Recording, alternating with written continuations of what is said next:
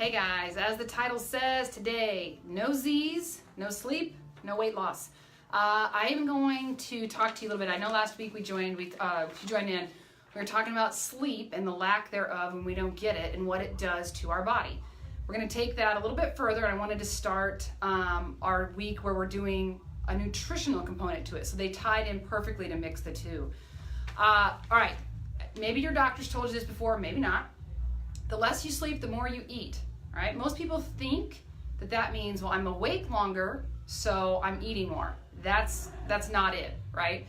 Typically, if we're overtired, right? Yes, you're up more, you're probably going to eat more, but it's your choices that become very obscured when you don't have enough sleep, right? So I'm going to take you through some of the stuff. I love studies. I love reading about them. I love seeing what they find, so on and so forth. All right, so we're going to just talk real quick about there's two hormones that are released when in your body. The leptin is the one that says, oh, I'm full, I'm satiated, I don't need to eat anymore. The ghrelin is the one that is saying, hey, I'm hungry, please eat me, okay? Or please eat. So they did a study. They had two groups, one that was 8.5 hours of sleep and one that was 4 to 5 hours of sleep. They controlled both groups. So both groups were, think about like they went to a hotel for a week. They had controlled room, they had controlled access to their food and exactly what they ate, controlled activity levels, both groups. And they controlled, they had access to the outside world via the internet, all of this stuff. By the second day, the group that was getting less than 8.5 hours of sleep, they were getting 4.5 to 5 hours of sleep, had increased appetite.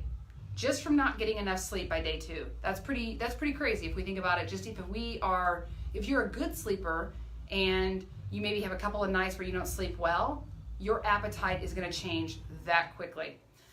In the other study, same researcher did these.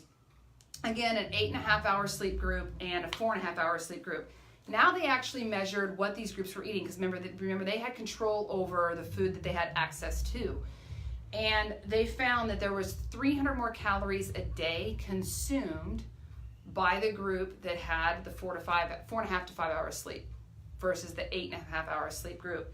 All right, what does that mean? Okay, 300 calories a day, 1,000 calories a week, guys. If you do the math over the course of a year, that's 70,000 extra calories, which is 10 to 15 pounds of weight gain. Sound familiar?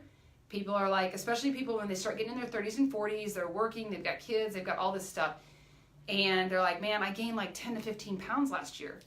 A lot of that has to do with your sleep. So let's check that first, because that is one of the easiest things, other than the food you consume, to fix. You don't have to go to a doctor to fix your sleep, right? Unless you've got chronic sleep issues. But fixing your sleep, going to bed earlier, can actually help you take off or never gain that weight in the first place. All right, so when you're not sleeping very much, I'm going to say this so wrong, endocannabinoids are released. It's an appetite, it says, hey, I'm hungry. So when you're not getting enough sleep, your body tends to release these. In the way that the word is spelled, it's cannabis. It's exactly what it derived from. There's a product of it that's actually in cannabis. So when I know if you've been around people that have smoked weed, they typically are hungry, right? There's an actual thing in your body called a secretion in your body that will tell you that that's what that is. It's a triggers appetite, okay? So when that's released, of course you feel more hungry, right? Now you're not sleeping and you're hungrier, so you're eating more because you're awake to do so. And okay, so one of the things that I know, I've heard this before from people. They're like, yeah, but if I'm awake longer, I'm burning more calories because I don't burn very many calories when I'm sleeping. False. Or close to false. People think they burn more just from being awake. They've done research where they actually have people stay up for 24 hours measured versus when they were sleeping, and the caloric burn. You burn 147 more calories being up for 24 hours straight. 147. That's not even like a half of a Snickers bar. So you're not burning more calories by being awake. And in fact, when you're sleep deprived, right, you don't have energy. Talk to anybody that didn't get good sleep. They don't have energy. They're not burning a ton of, they're not out burning a lot of calories off. They're usually sluggish. They're sitting down more. They're definitely not out working out or being active. So it doesn't equate when you think I'm awake longer, I'm going to burn more calories. It doesn't add up. And so what they did too is they looked at when you eat, what are your food choices? Like what are you desiring? And 30 to 40% more salty snacks, heavy carbohydrates, sweets, sugar. 30 to 40% more. That's an insane amount of what you're deciding to eat when you don't get enough sleep. That takes me to my next study, which was super cool. I liked this one a lot. They took two groups, one that was getting that 8 hours of sleep, one that was 4 to 5. They showed them 80 pictures of food, and it ranged from donuts to apples, right? So, I mean, it was all sorts of healthy to non-healthy foods. And they had them pick which food at that moment it not just looked good to them. There were some other factors in there, but they had them basically snap a picture of this, and it was like, yes, thumbs up, thumbs down. What they found was that the supervisory regions in your brain, the ones that control like judgment, control decisions, those are silenced when you don't get enough sleep. The deep brain structures, the one that's are highly like drives motivations and desires, were extremely alarmed. They were totally engaged. So what that tells you is that those deep, oh my gosh, if I could have anything right now, it'd be a huge piece of cake. That is super high, and your controlled decisions and judgments of, you know what, no, I think I'm just gonna have some vegetables, is super low. That is just from not getting 8 hours of sleep. Now, they tallied up the decisions in these two groups, and the group that were not getting 8 hours of sleep, they were actually at 600 extra calories in their decisions from one sit-down session. That's a lot, guys. Now, that was in a controlled laboratory environment. That wasn't in your house where you actually can open up the pantry and be like, do I want that candy or do I want to go to my fridge and get some vegetables? Real life, obviously, those decisions really do matter.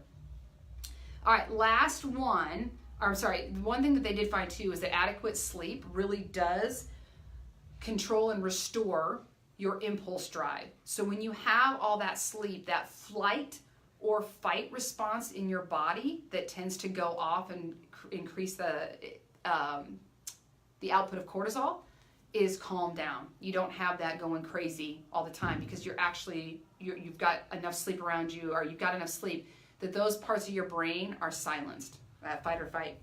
And plus, when you have more cortisol, believe it or not, it actually, in your blood, it produces bad bacteria in your gut, bad bacteria in the microbiome of your gut, right?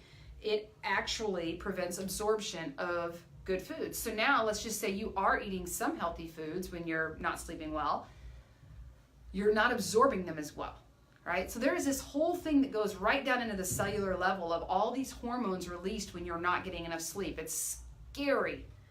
All right, one of the statistics the book had said, which I have an almost 3-year-old, this was quite alarming to me, was 3-year-olds sleeping less than 10 hours a night are 45% more likely to be obese. They did not say overweight, they said obese, which is an alarming word, by age 7.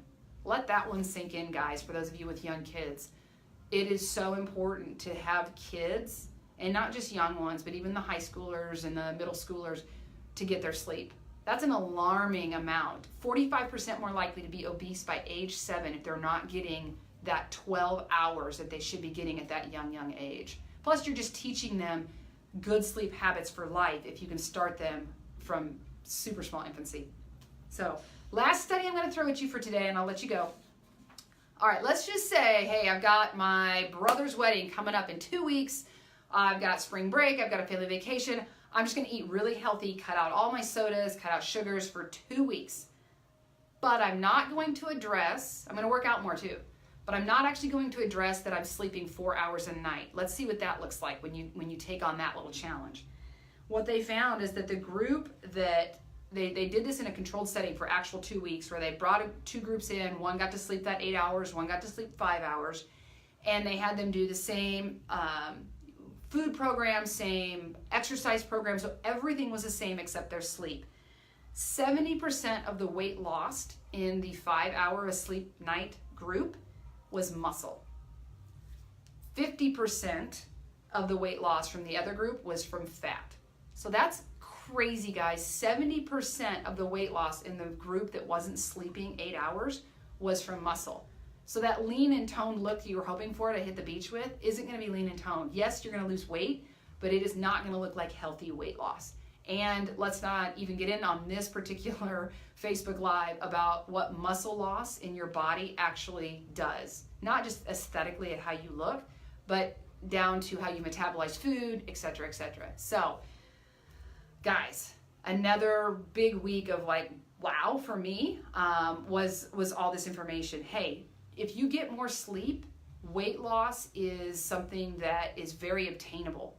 When you're not getting enough sleep, you are going to bang your head against the wall trying to figure out, why am I not, I'm eating better, I'm exercising, why am I not losing weight? I know here at Avenue, that's a question that comes at us trainers a lot from our clients. But I've been eating good for 2 months, why am I not losing weight? And one thing that we try to address right away is, well, how are you sleeping? Because if your cortisol levels are through the roof because you're not getting enough sleep, your weight loss is going to be very, very little, if any at all. So take that, guys. Fire me questions. I love questions. Fill up the thread on this Facebook Live with questions, or just give me a thumbs up, like this resonated with you, it didn't, you want to know more. I'm happy to help. Again, this was all out of that book by Matthew Walker called Why We Sleep. I'm loving it. There's not a dull moment in it. So fire away with questions, guys. Looking forward to hearing from you. Have a good day.